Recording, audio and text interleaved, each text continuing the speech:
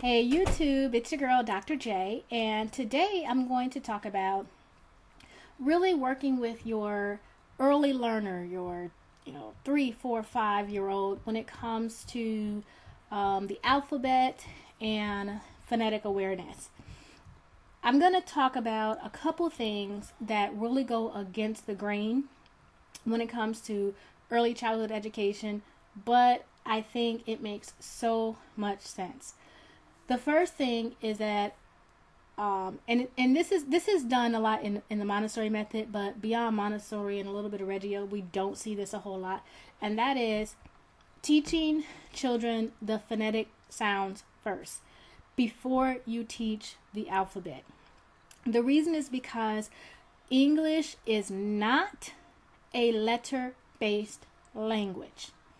English is a phonetic language. English is about sounds. So the letters have no meaning. What has meaning is the sound that the letter is representing at the time. For instance, okay, most people say it's the letter A. Depends. Okay. This could stand for A. This could stand for A. This could stand for A. It just depends. And so if you start with those phonetic sounds, then it builds a foundation that your child will have when it comes to reading and really understanding the written word. So start with those sounds and make sure you teach the full range of sounds. For instance, sometimes when we're teaching S, people say S says S, like snake. Okay, that's true. However, S also makes the Z sound. Okay. In fact, about 40% of the time, S is making the Z sound. For instance, in houses, okay, we don't say houses, we say houses.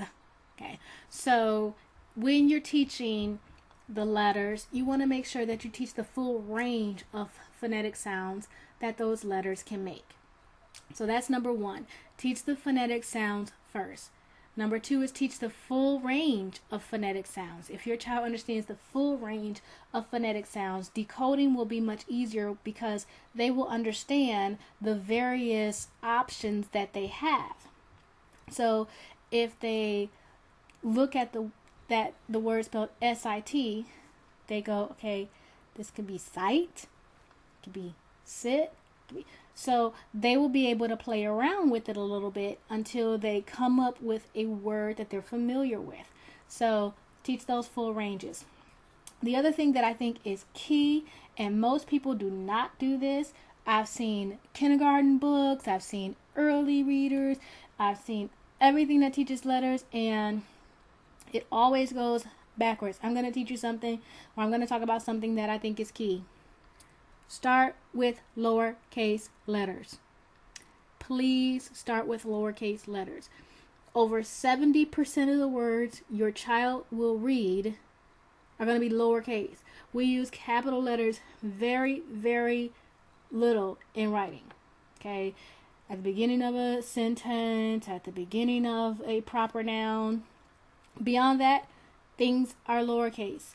You want to make sure you teach the lowercase first. If your child is familiar with the lowercase, they'll be able to identify the written word with a lot less struggle than if they are taught uppercase first. And, sometimes uppercase and lowercase look similar, like with S, uppercase and lowercase look very similar, but A, B, D, uppercase and lowercase really look different. Another reason why it's important to start with the lowercase is because you can clearly teach the difference between B, D,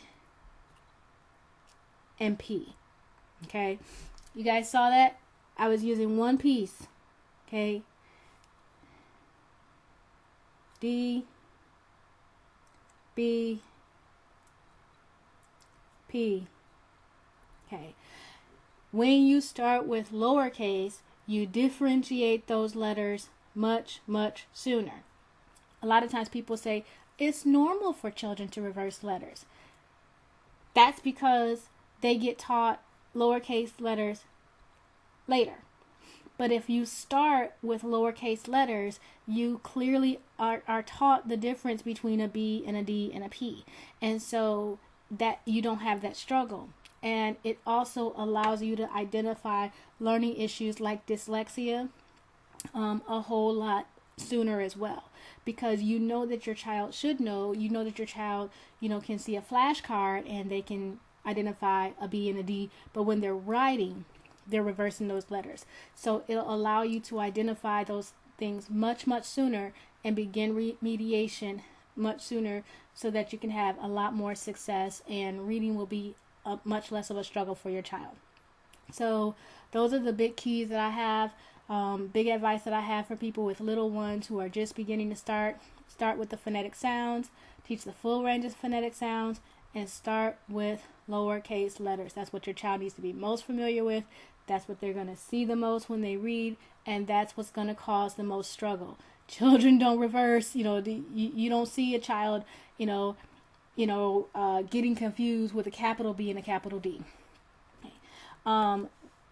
We can see reversals in those letters, but a lot of times those reversals start to help us identify a learning issue that's there or a learning gap that's there, as opposed to when we start with capitals. So you want to start with those lowercase letters. If your child can identify the lowercase letters, they'll be able to read with much more ease. So hope this helps. This is Dr. J. I'm out. Bye-bye.